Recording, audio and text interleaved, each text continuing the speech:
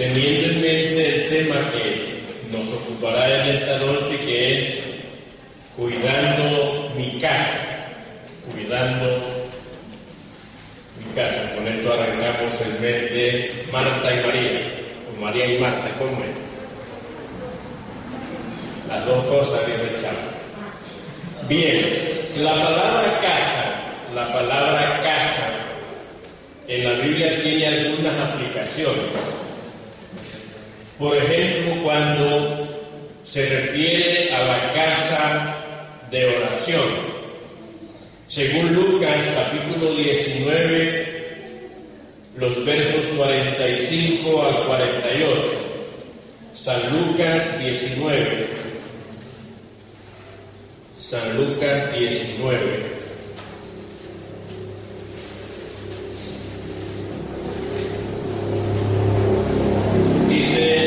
El verso 45, y entrando en el templo comenzó a echar fuera a todos los que vendían y compraban en él, diciéndoles: escrito está, mi casa es casa de oración, mas vosotros la habéis hecho cueva de ladrones. Y enseñaba cada día en el templo, pero los principales sacerdotes, los escribas y los principales del pueblo procuraban matarle, y no hallaban nada que pudiera hacerles, porque todo el pueblo estaba suspenso oyéndole. Bien, en este caso la aplicación es a la casa, al templo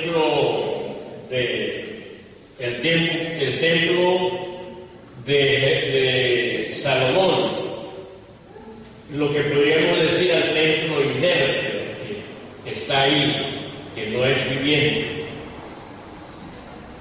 También refiriéndose a Israel, a la nación de Israel, Dios también aplica la palabra casa a toda la nación de Israel.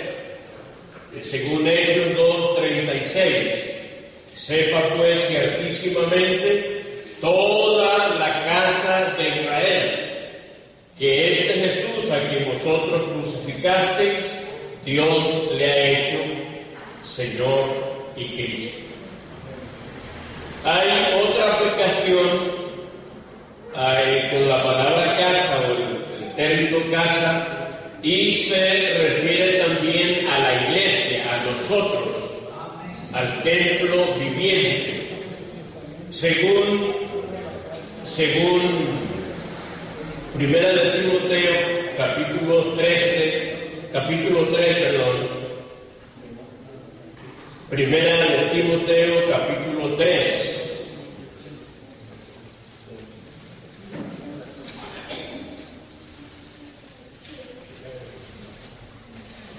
En los versos 14 y 15. Esto te escribo aunque tengo la esperanza de ir pronto a verte, para que si tardo sepas cómo debes conducirte en la casa de Dios, que es la iglesia del Dios viviente, columna y baluarte de la verdad. Y también el apóstol Pedro, hablando de la casa espiritual, que es la iglesia también, el apóstol Pedro en el capítulo 2 de su primera carta dice, en el verso 4 y 5, dice: acercándonos a Él, refiriéndose a Cristo o a Dios, acercándonos a Él, piedra viva, desechada ciertamente por los hombres, mas para Dios escogida y preciosa. Vosotros también, refiriéndose a nosotros, los creyentes, vosotros también como piedras vivas, sed edificados como casa espiritual y sacerdocio santo para ofrecer sacrificios espirituales aceptables a Dios por medio de Jesucristo. Gloria al Señor. Y también se refiere a la casa, a la familia o al núcleo familiar, que es a lo que apunta el versículo que hemos leído. Se levanta aún de noche y da comida a su familia y ración a sus criados. Está hablando del cuidado que se debe de tener de parte de los padres para la familia, para los hijos y para todos los que conforman la casa o la familia. Sí, Señor, aleluya. Y esto lo vemos en Génesis capítulo 7, verso 1, refiriéndose a la familia. Dice Génesis 7:1, entra tú y toda tu familia o toda tu casa. No se estaba refiriendo a la parte en la que ellos vivían, a lo que ahora se llama villa, edificio. No, se está refiriendo a la familia. Entra tú y toda tu familia, porque aquí he visto justo delante de mí en esta generación. Josué también en capítulo 30, verso 15 dice, Josué capítulo 30, verso 15, y si mal os pareciere servir a Jehová, escogeos hoy a quién sirváis, si a los dioses a quienes sirvieron vuestros padres cuando estuvieron al otro lado del río, o a los dioses de los amorreos en cuya tierra habitáis, pero yo y mi casa serviremos a Jehová. No es como el himno dice, mi casa y yo y mi casa, porque si yo pongo la casa adelante, entonces me pongo a la cola. Y el padre y la madre son los que van haciendo de cabeza, son los guías. Yo y mi casa serviremos a Jehová. El carcelero, cuando vio ese milagro del terremoto que se dio cuando Pablo y Silas cantaban al Señor, y creyendo él que todos se habían ido, iba a suicidarse, iba a matarse, y Pablo le dijo, no te hagas daño porque todos estamos aquí. Y él dijo, señores, ¿qué debo hacer para ser salvo? Y la respuesta de los siervos del Señor fue, cree en el Señor Jesucristo y serás salvo tú y toda tu casa. Se está refiriendo a la familia, a su esposa, a sus hijos y a sus hijas. Bien, entonces queda claro que hay unas aplicaciones en la Biblia tanto para la casa de oración, tanto a la nación de Israel, tanto a la iglesia como casa viva o piedras vivas, y también casa en la Biblia se aplica a la familia. Entra tú y toda tu casa, cree en el Señor Jesucristo y serás salvo tú y tu casa, yo y mi casa serviremos a Jehová. Bien, ahora bien, el cuidado de la familia, de la casa, de la familia o de la casa, que es el tema que tenemos, no solo se limita a la alimentación, según lo que leíamos, no solo se limita a la alimentación, al vestido, el calzado, la salud y la educación secular. No solo de eso hay que tener cuidado, sino que cuando hablamos del cuidado de nuestra familia, la tarea es un poco más elevada que eso. La tarea, yo diría, principal o relevante, o la que está por encima de la alimentación, del vestuario, del calzado, de la vivienda y de la educación. Por encima de ella está una ocupación más elevada para cuidar nuestra familia, y es el cuidado espiritual de nuestra familia. Papá y mamá, el padre y el esposo y la esposa son los principales responsables ante Dios de cuidar la familia. ¿Sí o no? ¿Ah? Somos los primeros responsables ante Dios de cuidar la familia de manera espiritual. No solo en lo terreno, no solo en lo que concierne acá a nuestro entorno, sino mucho más en lo espiritual, porque de nada nos valdría que nosotros le demos una posición social a un hijo nuestro y este hijo o esta hija al final se pierda. Todo eso que hemos hecho por él viene a resultar en vano, sin una pérdida. Pero en cambio, si no le podemos dar todo lo que demanda la sociedad, sin embargo, más importante es que lo guiemos al Señor, que conozca al Señor y que su alma sea salva y que nos pueda también acompañar en el reino de los cielos. Amén. Para esto vamos a mirar lo que nos dice la Biblia en Deuteronomio 6. Deuteronomio 6. Yo creo que como padres y madres, esa debe ser la más alta preocupación con nuestra familia, la relación espiritual que ellos tengan con Dios, que podamos llevarlos a conocer a nuestro Dios y que ellos de manera voluntaria puedan seguir al Dios de nuestros padres, al Dios que le servimos, que le adoramos. Deuteronomio capítulo 6.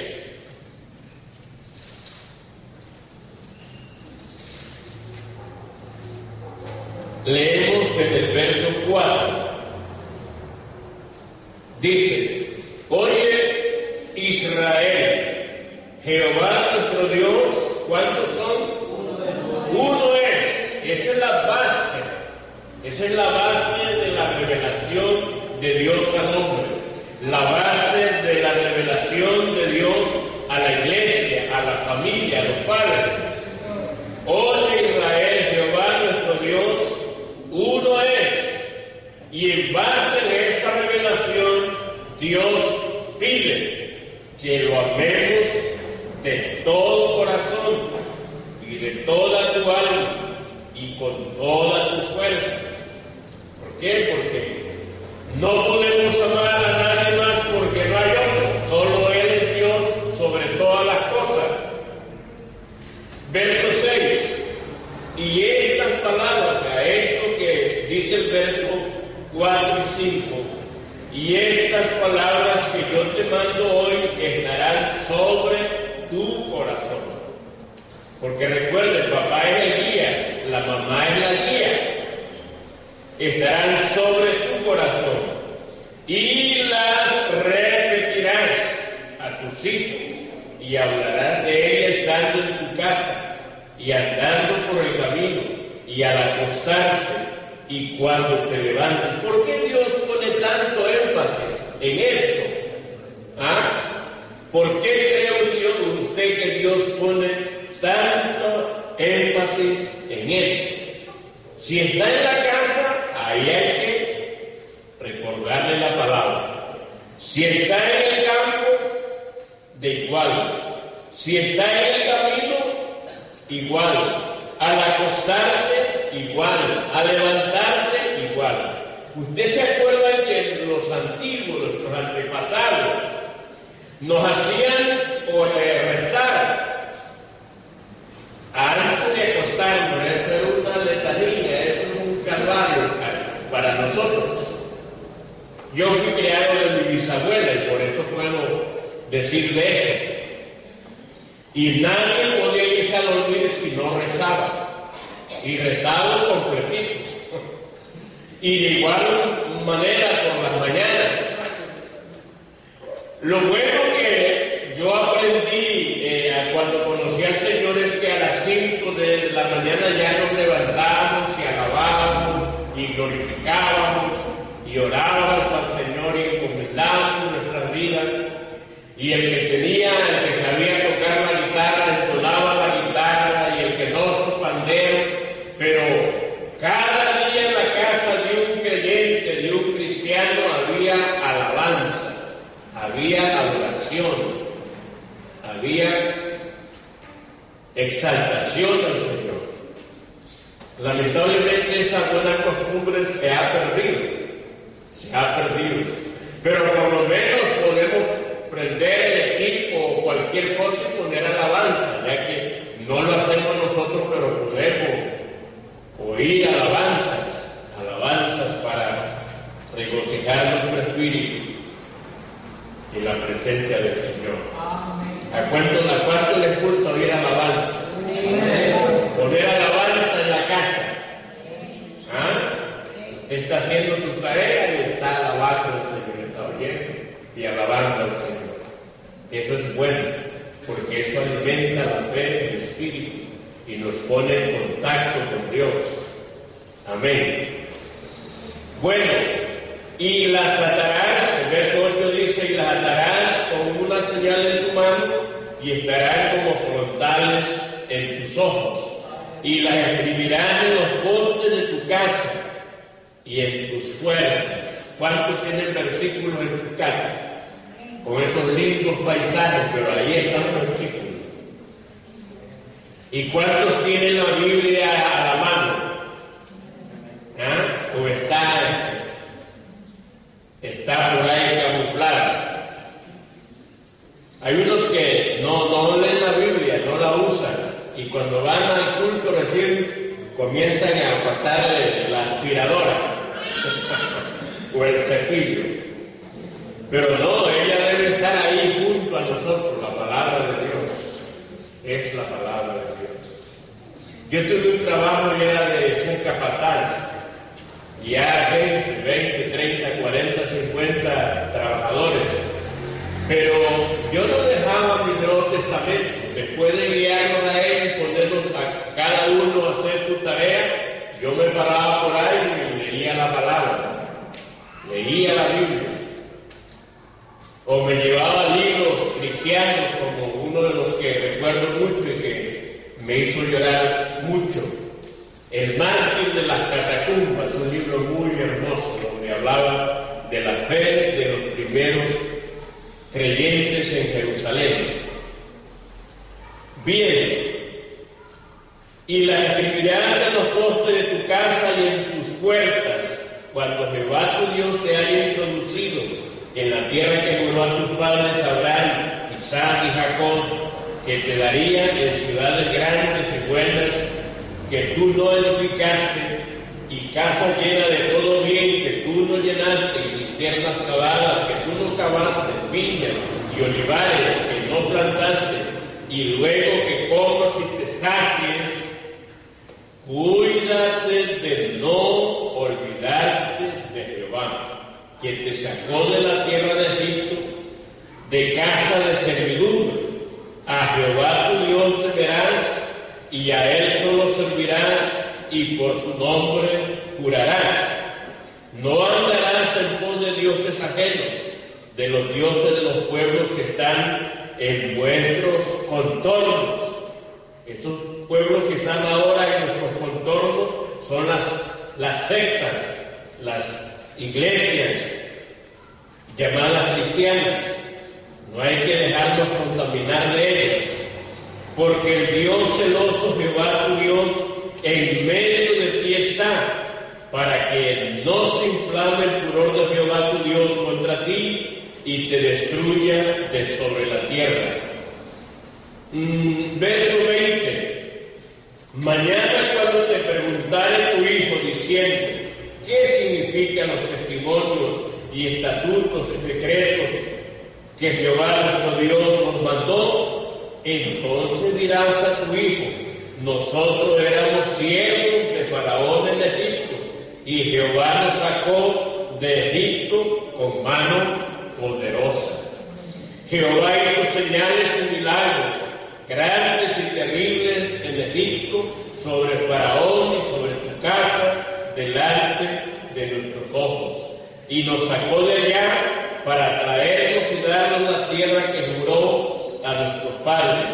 Y nos mandó Jehová que cumplamos todos estos estatutos y que temamos a Jehová nuestro Dios, para que nos vaya bien todos los días y para que nos conserve la vida como hasta hoy. Esa era la tarea indispensable de los padres: guiar al pueblo, guiar a los niños, a los hijos, y cada día repetirlo. Y cuando ellos preguntaran, darle testimonio. Nosotros éramos esclavos, nosotros vivíamos una vida de pecado, estábamos muertos en delitos y en pecado, éramos malos, vivíamos una vida desagradable a Dios. Pero un día llegó Cristo a nuestra vida, a nuestro corazón. Eso deben de saberlo nuestros hijos. ¿Sí o no? Tenemos que darle testimonio de cómo Dios llegó a nuestra vida y de cómo Dios ha obrado a favor nuestro. No podemos callar eso. Ellos deben de saber. Y esa es la oportunidad para guiarnos al Señor, para hacer énfasis de que ellos también deben de seguir al Señor, porque usted y yo sabemos que no hay mejor camino que seguir a Dios. Amén. Amén. Damos gloria a su nombre. Ahora bien, eso no era una tarea para los padres del Antiguo Testamento. Eso no ha pasado de moda. A nosotros también, en el Nuevo Testamento y en este último tiempo de la gracia, también se nos manda a criar a nuestros hijos, no a gritos y a sombrerazos, sino en el temor del Señor. Amén. Efesios capítulo 6. Efesios capítulo 6. No es a porrazo, no es a gritos, no es a patadas. No es denigrando a nuestros hijos como debemos de criarlos, no usando palabras ásperas con ellos, no usando palabras denigrantes. No. Hay que criarlos en el temor del Señor. Amén. Amén, amén. Amén. Efesios 6. Dice el verso 4. Aunque aquí hay un recetario para todos. Pero leamos el verso 4. Y vosotros, padres, no provoquéis a ira a vuestros hijos, sino criadlos en disciplina y amonestación del Señor. Amén. A nuestros hijos hay que criarlos en el temor del Señor, respetándolos, considerándolos, estimándolos. Así es como el Señor manda que cuidemos a nuestra familia, no usando el evangelio muscular, es usando la palabra de Dios. Amén. A su nombre damos gloria. Segunda de Timoteo, también vamos a mirar. Segunda de Timoteo, capítulo 1.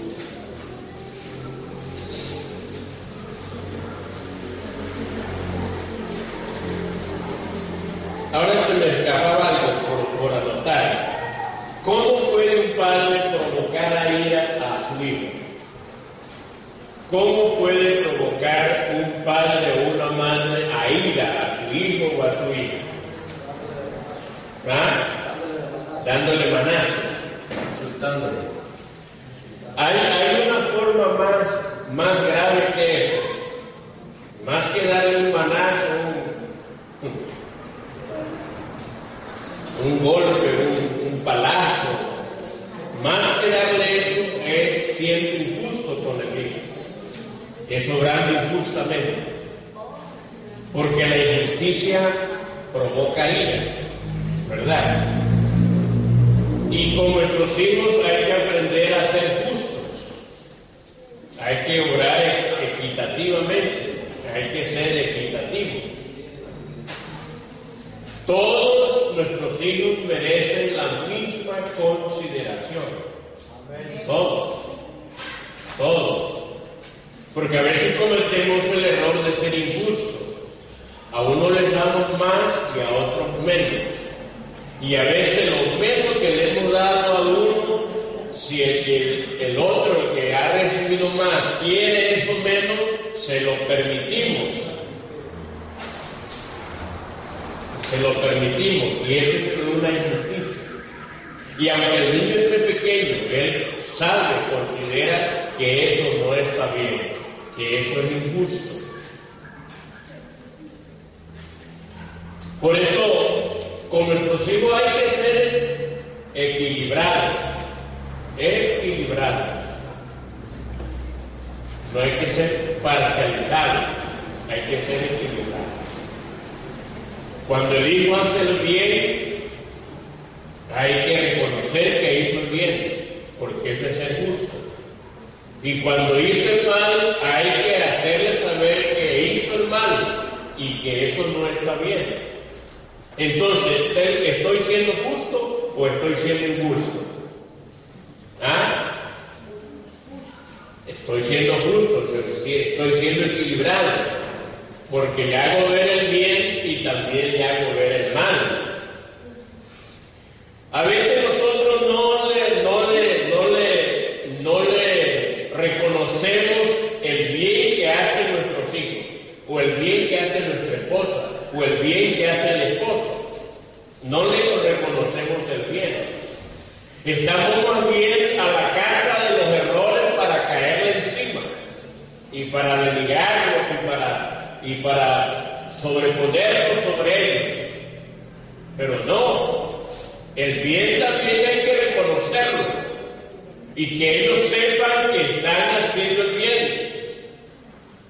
Y cuando han hecho el mal, también hay que decirles que lamentablemente eso no está de acuerdo a la sana doctrina, de acuerdo a la palabra de Dios. Amén. Damos gloria a su nombre. Bien. Dejemos ahí el punto porque es bien largo. Vamos a 2 de Timoteo, capítulo 2. Capítulo 1. Capítulo 1, verso 3, dice el apóstol: doy gracias a Dios, al cual sirvo desde mis mayores con limpia conciencia, de que sin cesar me acuerdo de ti, hablando de Timoteo, me acuerdo de ti en mis oraciones noche y día, deseando verte al acordarme de tus lágrimas para llenarme de gozo, trayendo a la memoria la fe no fingida. O sea, el apóstol tenía que ver ese chico, ese niño, ese adolescente, ese joven, que cuando estaba en la iglesia buscaba a Dios con lágrimas, buscaba a Dios, rogaba a Dios, se postraba ante Dios, buscando de la presencia de Dios. Y esto a Pablo, cuando él recordaba eso, lo llenaba de gozo, lo llenaba de alegría. Dice: trayendo a la memoria la fe no fingida que hay en ti, la cual habitó primero en tu abuela Loida. O sea que los abuelos también tenemos responsabilidad con nuestros nietos. Tenemos que guiarlos, tenemos que ayudarlos a seguir el camino. Dice, y en tu madre Eunice, y estoy seguro que en ti también, por lo cual te aconsejo que avives el don de Dios que está en ti, por la imposición de mis manos, porque no nos ha dado Dios espíritu de cobardía, sino de poder, de amor y de dominio propio. Tal vez estas fueron palabras de aliento a Timoteo, tal vez estaba en un bajón espiritual, y aunque era un pastor, pero estaba un poco desanimado. Y le dice Pablo, no, yo creo que tú no tienes una fe fingida, yo creo que tú tienes la fe de tu abuela y de tu madre, sigue adelante. Dios nos ha dado un espíritu de poder, no de cobardía. Amén. Damos gloria a su nombre. Leemos también en Tito capítulo 2. Tito capítulo 2. No se olvide que tenemos en cuenta en esta noche el tema del cuidado de nuestra familia, el cuidado de nuestros hijos. Pero más que el cuidado del entorno, nos debe preocupar el cuidado espiritual, la relación que ellos tengan con el Señor.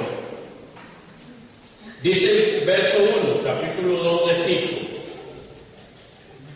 Capítulo 2 de Tito.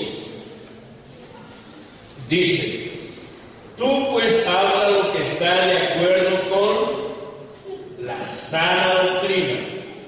La sana doctrina. Siempre debemos de causar a nuestros hijos de acuerdo a la sana doctrina. Amén. Amén, amén. Sea que ellos estén en casa o sea que ya salieron, no olviden que seguimos siendo padres y ellos siguen siendo hijos. Hay responsabilidad de siempre hablarles conforme a la sana doctrina. Si vemos que algo no está bien, con el respeto que ellos se merecen, tenemos que hablar en el nombre del Señor conforme a la sana doctrina. Mi esposa, cuando ve que en uno de nuestros hijos, sea el mayor o los que siguen, si ella ve que hay algo que no está de acuerdo a la palabra, ella dice, mi hijo o mi hija, usted me merece respeto, usted es pastor, o usted es servidora, o usted es esto, pero yo le voy a hablar en el nombre del Señor Jesús. Amén. Porque tenemos que entender, nosotros, aunque ellos estén fuera de la casa, nosotros no hemos dejado de ser padres de ellos. Y hay responsabilidad sobre nosotros. Pero tú hablas lo que está de acuerdo con la sana doctrina. Ay, y disculpe que hable de manera personal, pero yo a mi esposa me le saco el sombrero en ese aspecto. Ella es una persona que está ahí tras y tras y tras y tras y tras. Y a veces yo digo, ya, calma. Usted por allá, yo por acá. Porque hay un celo de ella. Celo porque sus hijos no se pierdan.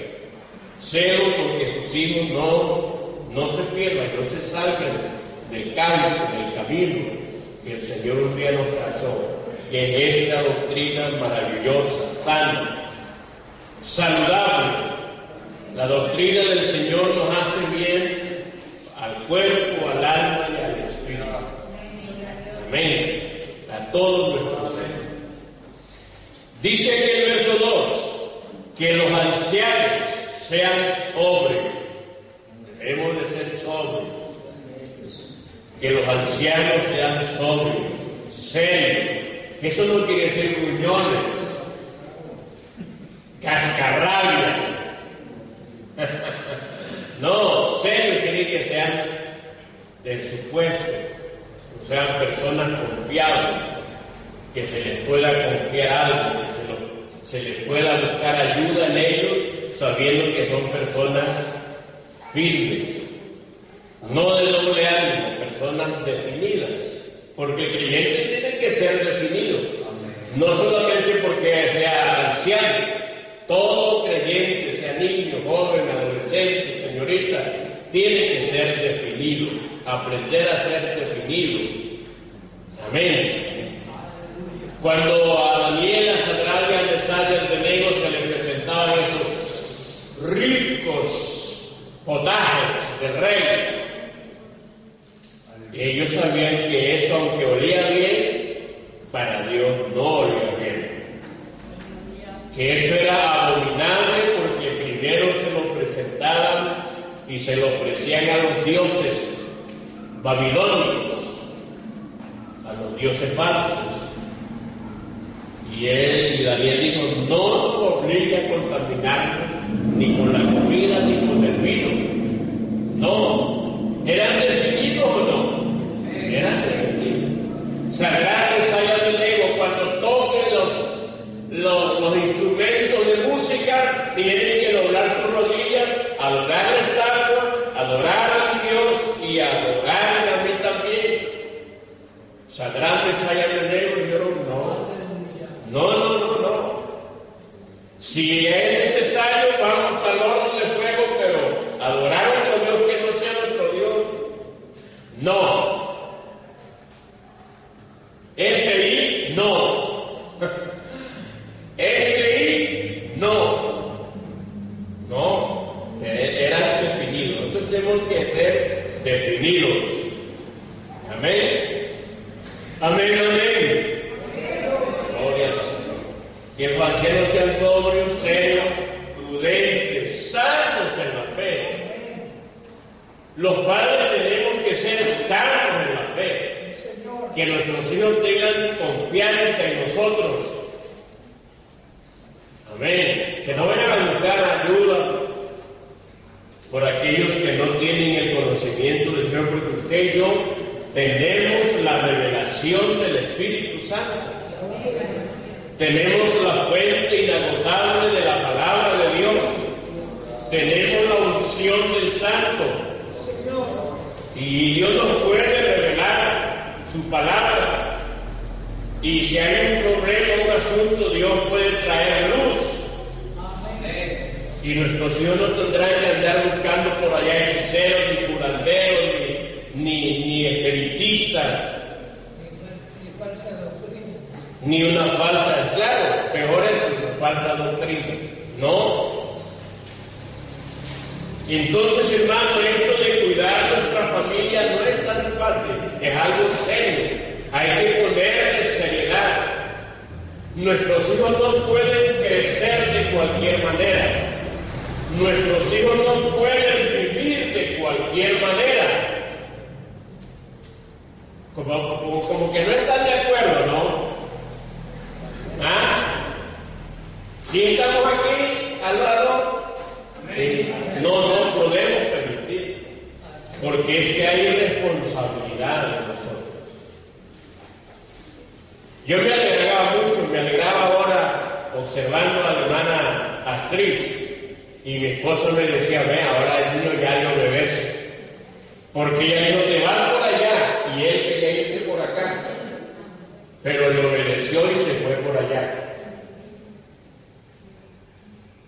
Porque es que, mi hermano, no solamente el látigo hace eso, la oración y hablarles la palabra de Dios, aunque el niño está pequeño, pero háblenle la palabra entra, penetra.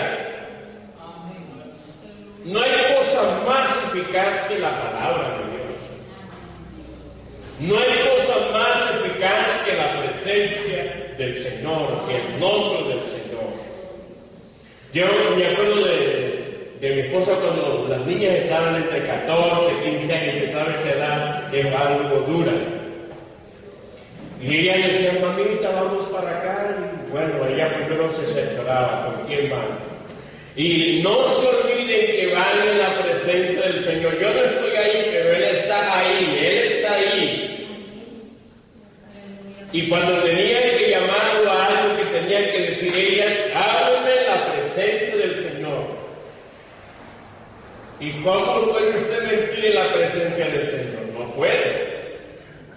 Entonces no son trucos, son formas que Dios va revelando a los padres para poder guiar a sus hijos en el temor del Señor. Amén. Damos gloria a su nombre. Bien, dice, sanos en la fe, en el amor y en la paciencia. Aquí vamos con las damas, porque hay para todos. Qué bueno es el Señor, ¿verdad? Para todos. Dice, las ancianas asimismo sean irreverentes. ¿Ah? No. Reverentes. No solo aquí en el culto, en la casa también. Reverentes. Porque no vamos a ser como las testigos de Jehová. Las testigos de Jehová, cuando salen con el paraguas y el maletín, y ellas andan con unas pantotas al piso. Pero en la casa andan en short, andan de pantalón, van a ellos al mercado, van de pantalón, pintadas y todo aquello. Eso es tener doble personalidad. Pero nosotros, tanto aquí en la iglesia como en la casa, debemos de ser iguales. Porque Dios no solamente está aquí, también está allá. ¿Verdad? Él lo cubre todo. Las ancianas mismos sean reverentes en su porte, no calumniadoras, no esclavas del vino, maestras del bien, que enseñen a las mujeres jóvenes a amar a sus maridos. Y claro que para enseñar a amar al marido hay que primero ser ejemplo, ¿verdad? ¿Sí o no? Amar a sus hijos, a ser prudentes, castas, cuidadosas de su casa. No se vaya, hermano. Cuidadosa de su casa, buena, sujeta a su marido, para que la palabra de Dios no sea blasfemada. Amén. Damos gloria a su nombre. Bien, según estos parámetros y estos lineamientos que hemos podido ver en la palabra del Señor en esta noche, ¿qué podríamos decirle al Señor?